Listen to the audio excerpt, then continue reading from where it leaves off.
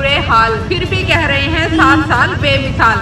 ऊपर बोर्ड लगा हुआ है 7 साल बेमिसाल, और सड़कों का हाल भी हमारे सामने है।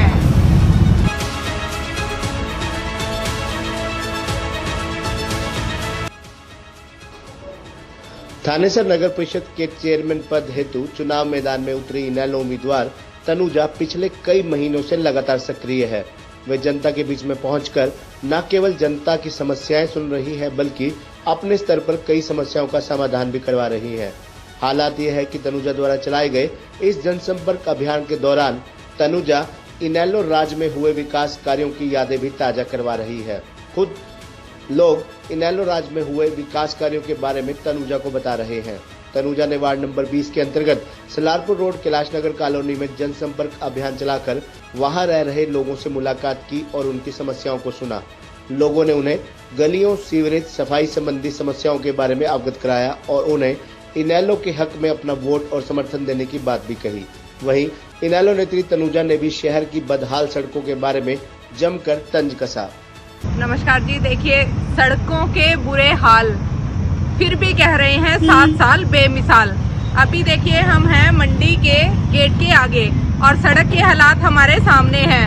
मैं आपको दिखाना चाहूंगी, ऊपर बोर्ड लगा हुआ है 7 साल बेमिसाल, और सड़कों का हाल भी हमारे सामने है।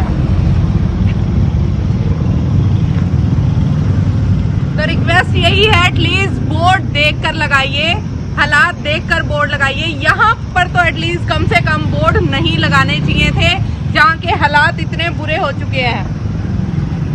यहाँ तो सिर्फ वोटा के चक्कर में हाय वोट वोट, और ये लोग सुधारना पागल है, मूरा का जो उनके पीछे लगने।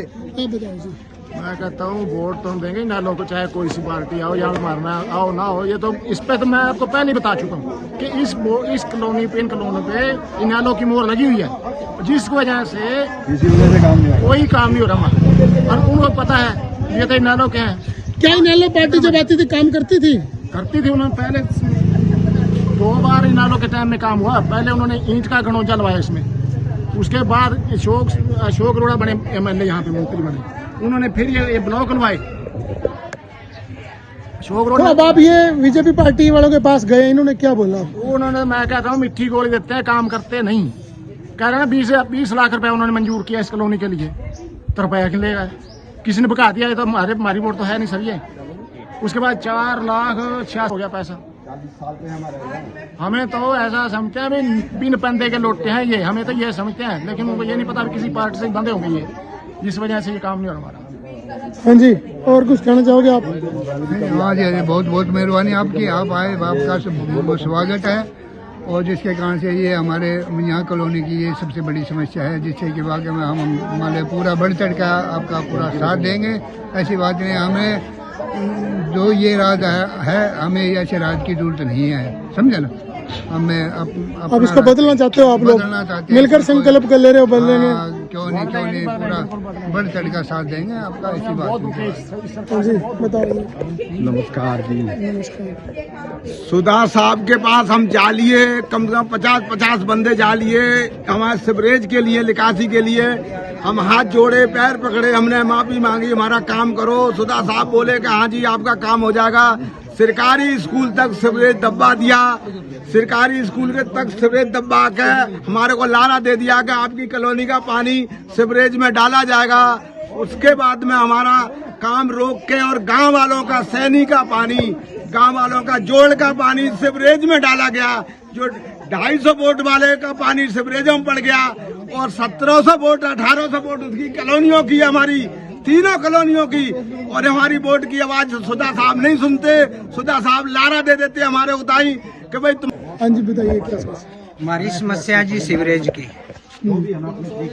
इधर आ भी, हमारी समस्या सबसे बड़ी समस्या सीवरेज की। आज तक किसी पार्टी ने हमारी कोई बात नहीं सुनी। जो भी सरकार आती है हमारे साथ वादे करती है, हमारा किसी तरह का कोई विकास नहीं करती।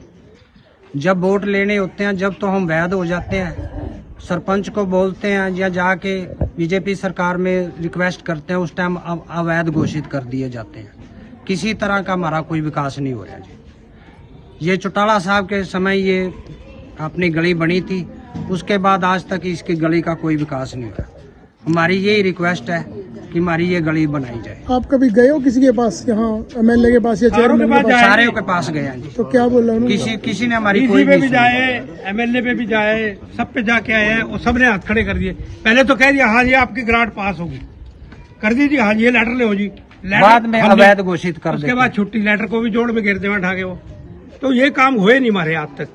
चौटाला साहब पे एक ही बारी गए थे हम, जब पहले लाडवे के अंदर मीटिंग हुई थी, खुला दरबार रहा था, उन्होंने उसी टाइम ही कागज लेके और हमारी कॉलोनी का 15 लाख रुपए की ग्रांट सबसे पहले चौटाला साहब ने लगाई थी। उसके बाद आज तक ये कॉलोनी जो है चौटाला के साथ ही रही। कोई एक आधा घर हो सकता है, बाकी ये चौटाला साहब की ही कॉलोनी है और उन्हीं की देन है इस कॉलोनी के अंदर। बाकी हमारी तरफ से यही है, ये बात हमारी आगे तक जाए तो कुछ आप कामयाब कब होता है? जब सारे मिलके लड़ते हैं। ये मिलके ही होगा सारा काम। देखो जी, यहाँ आप लोग आए, आपका भी बहुत बहुत धन्यवाद। तनुजा मैडम जी आई, यहाँ गली के अंदर पानी भर रहा और गंदगी फैल रही है, ये सूद लेना आई है। और जितनी भी यही औरतें बेचारी अपनी अपनी सलवार चढ़ा चढ़ा के इस पानी में कहाँ को जाए, इतनी गंदगी हो रही कि बगैर गड्ढे रेड़े के तो बगैर यहाँ को लिकड़ भी नहीं सकते। हम इसलिए मैडम जी का भी बहुत बहुत धन्यवाद करते हैं, यहाँ आन के हमारी आवाज को बुलंद करे और हमारे काम कराने का भी आश्वासन दिया। जहाँ भी सरकार के पास जाना पड़ेगा हम इनके साथ जाएंगे, कंधे कंधा मिलाकर चलेंगे। लेना हमने म्याद है कि हमारा ये काम करवाया जाए, क्योंकि हमारी ये बहुत पुरानी 2018 से इतनी लंबी चौड़ी मांग है। सिर्फ एक सीवरेज है और जो गाँव में भी बिछ रहे, यहाँ जोड़े के पास भी आ रहा, थोड़े ही टुकड़ा इसका एस्टीमेट भी बनया पड़ा।